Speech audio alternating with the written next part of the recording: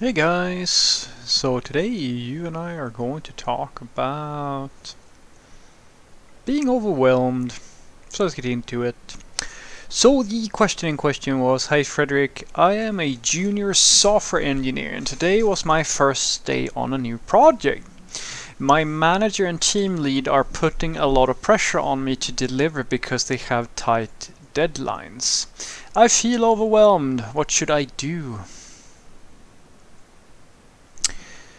Try to keep up as best as you can and realize that it's not your fault that you have tight deadlines. It's that simple. So let me give you sort of like maybe a thought that might help a little bit. Think of what you're doing now as a little bit as trying to figure out how to run a marathon. Now, what I mean is that when you try to run a marathon or take part in some race, usually these sorts of events have some notion of fitness level to place runners in, especially in these big races. Or you can almost think of it as figuring out what league should you play in. Should you play in the major leagues, the minors, etc., right? And the reason why that is because if you put the really, say, in my little marathon analogy here, if you put the really slow runners in front, they're going to get trampled or fuck up the pace for the people who are really, really, really fast. And so basically, when you're trying out this new product that you're part of, you don't really know what the pace is going to be. You don't really know what's going to be needed of you to survive in this sort of environment. And this mismatch is not uncommon, where you have a high performance team or some team where basically constant delivery and like sharp deadlines is the norm, and you don't really have a way to know if that is where you are or if you can keep up with that sort of pace, because it comes down to a very complicated combination of expectations and general structure of the project that you're working with and the people around you, of course, and your personal talent and experience, etc. That is what it comes down to. Guys, I've seen people who have 10 years choke and completely fail at working in a high pace, like just get it done type of environment. And I've seen fairly, juniorish profiles who can make it in those sorts of environments, because it's really a question of, can you deal with this, yes or no? And so your natural inclination now will be to put this on yourself, that you're not good enough.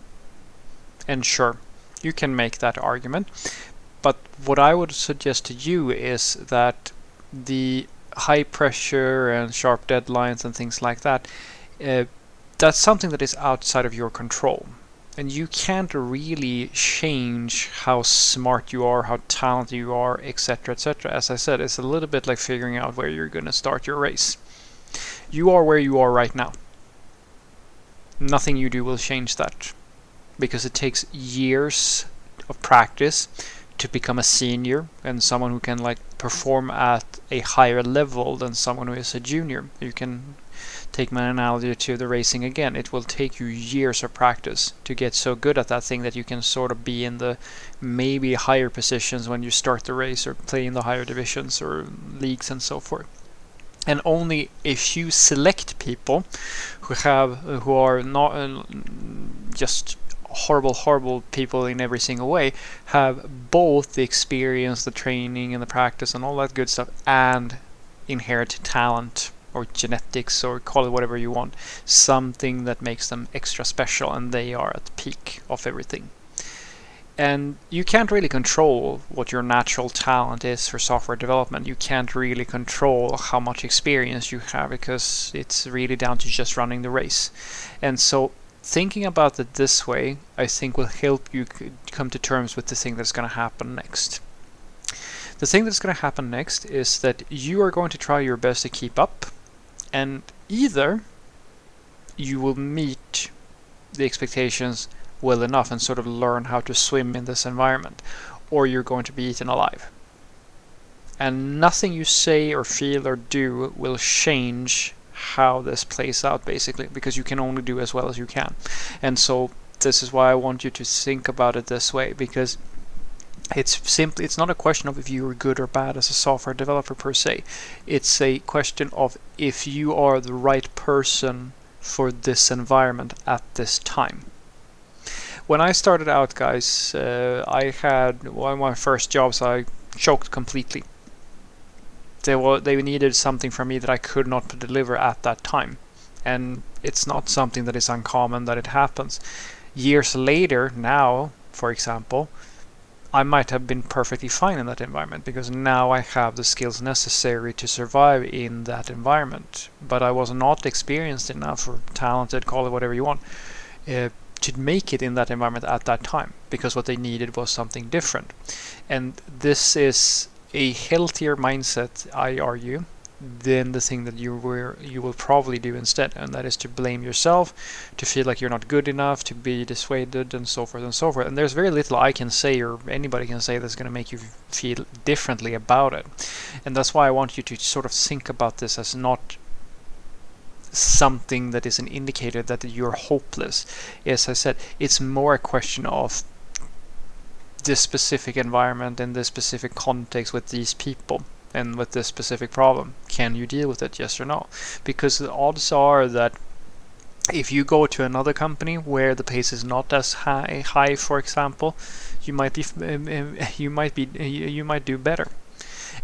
Another path forward, which can happen as well, yours truly has taken this one, is that you have to go through a few jobs before you learn all the things necessary to even make it as a serious software developer. Some people get it right on the first try and they go in and get the perfect job and they stay there forever and ever. Some people have to get fired a few times, and some people never stop, like jumping from project to project. It's hard to say because it's a very complicated thing to say whether or not you are bad or this place is a bad place for you to work in, because it can be a combination of both. And so the thing that I think that you should focus more on is that this sensation, that feeling overwhelmed and so forth, this is natural for you. There is basically, well, it's very unlikely that you will find anywhere where you're not going to feel a little bit overwhelmed or stressed or things like that when you're new at something. The only thing that can make it more durable, in my opinion at the very least, is that you realize that it's temporary. And you realize that no, you're not bad because you can't meet these deadlines. It's a question of, are you where you need to be at this exact moment? And the other part is, which incidentally is also fairly interesting, I think, do the people who put the expectations and the short deadlines and all that stuff, do they actually, is this reasonable to ask of another person? Because it might be that actually this is not sustainable and they are causing a situation where like this product is basically doomed to fail. This happens as well, my friend. You will at some point, in some cases you might be put in a situation where even if you're the best software developer ever who was ever born, you won't be able to fix this problem because the product is either structured or like you have people around you that are incompetent, or like basically you have no way of fixing the situation. I've been here too. I put my heart and soul into a project where they shut down the department.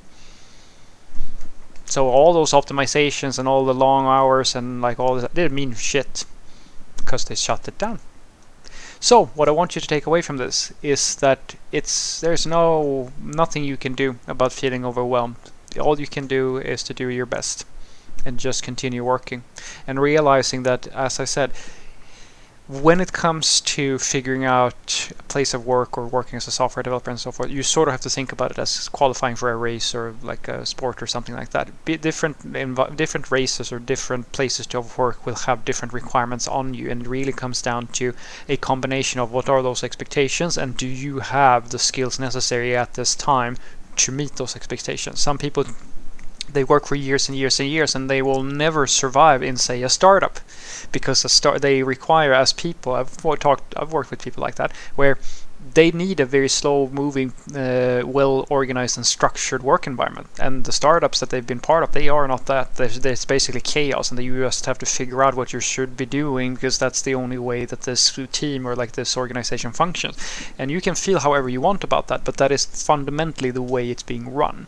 And these different environments, just because you don't fit in one place doesn't mean that you're not going to fit in the next place. So just go through it and look at it as a learning experience, because the only way you're ever going to get to the point where you want to be, where you feel more comfortable or like feel like qualified and so forth, is by just running the race.